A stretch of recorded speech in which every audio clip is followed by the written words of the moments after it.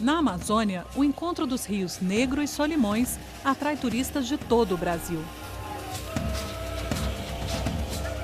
Conta a lenda que as águas não se misturam porque foi ali que o líder indígena Ajuricaba se atirou para a morte, pelo desejo de libertar seu povo do domínio dos colonizadores.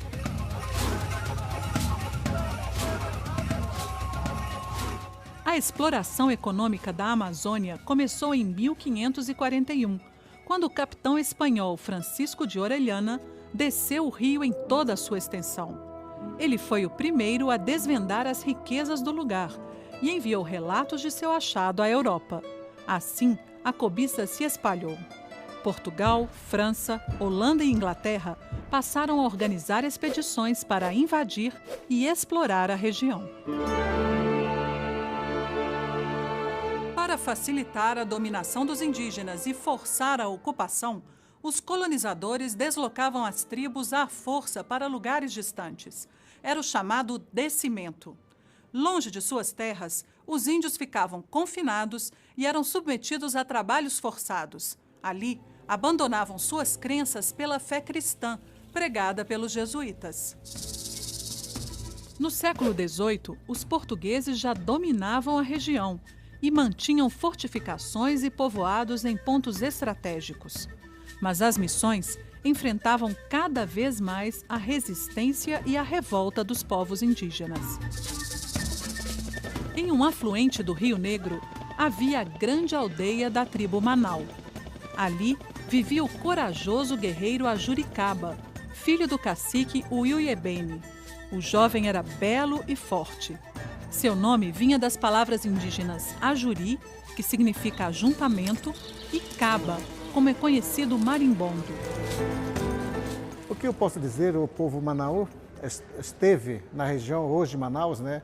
Antigamente chamado por nós como Dia Canenavi. Dia é rio, Canenavi é casa do Abiú, terra do Abiú seria isso, né? Então ali que viveu esse povo. Povo guerreiro e temido, os Manaus dominavam outros grupos mais fracos.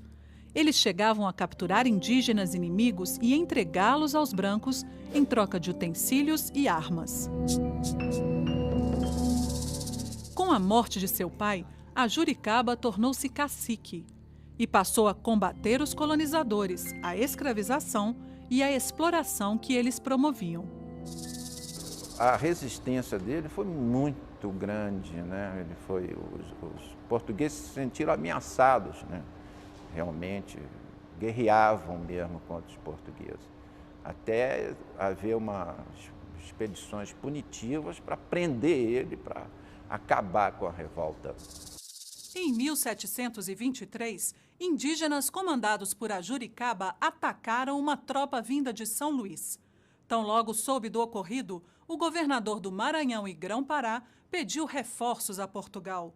Maia da Gama mandou dizer ao rei que o cacique guerreiro era uma ameaça, pois estaria aliado aos holandeses. O cabo Belchior Mendes de Moraes foi enviado de Lisboa e seguiu para a região do Rio Negro com seus soldados. Mas nem assim foi possível conter Ajuricaba. O cabo Belchior pediu ajuda ao governador, que enviou João Paz do Amaral e mais uma tropa ao encalço do guerreiro.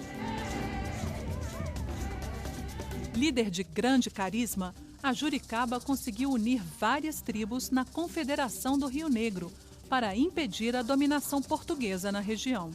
Estrategista, o cacique criou uma vigilância permanente para dificultar o acesso inimigo desde o Baixo Rio Negro até o Rio Branco. Toda a região ficou sob o comando de Ajuricaba. Os ataques se estenderam durante anos. Finalmente, Belchior Mendes pediu mais reforços. Lembrando-se de uma lei de abril de 1655, que já havia até sido revogada, declarou a chamada Guerra Justa. Essa lei justificava qualquer ação ofensiva contra os indígenas. Os ataques de Ajuricaba eram motivo suficiente para a guerra. A Guerra Justa, inclusive, tem o selo papal, né, junto com o rei, né? A Guerra Justa era, quer dizer, se os índios atacassem os portugueses, era justo que os portugueses atacassem, quer dizer, uma maneira só de opinião pública, né? De convencer a opinião pública disso.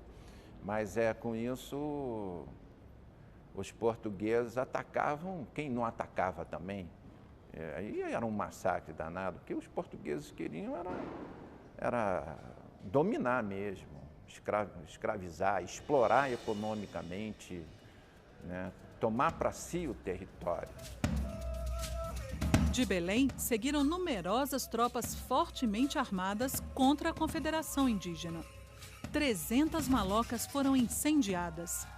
15 mil indígenas morreram, entre homens, mulheres e crianças. O jovem Cucunaça, filho de Ajuricaba, que lutava na batalha, foi uma das vítimas. Enlouquecido pela dor, o bravo cacique se lançou furiosamente sobre os inimigos. Assim, Ajuricaba foi dominado. Com ele, outros 300 indígenas foram aprisionados. No caminho de barco pelo Rio Negro até Belém, Ajuricaba reagiu, mesmo acorrentado. O cacique chegou a ferir os soldados da tropa que o conduzia. Dominado, depois de muita luta, o guerreiro atirou-se nas águas do Rio Negro, desaparecendo para sempre. Era o ano de 1728. Nós dependemos de nossos rios, de nossos lagos, de nossas florestas. Esse é o patrimônio que o Brasil deve defender. O que temos melhor é o verde, é a natureza, né? Então, a Ajuricaba fez isso. Então, eu sou um dos Ajuricabas, outros índios são Ajuricabas também. Você também deve ser uma Ajuricaba, né? O povo brasileiro tem que defender o que é nosso. Ajuricaba nasceu livre e jamais poderia se sujeitar à tirania daqueles que escravizavam seus irmãos. Ele é um símbolo de liberdade. Lutou até o fim contra a submissão do povo indígena. Pela coragem de defender sua terra e sua gente em troca da própria vida, Ajuricaba é um dos construtores do Brasil.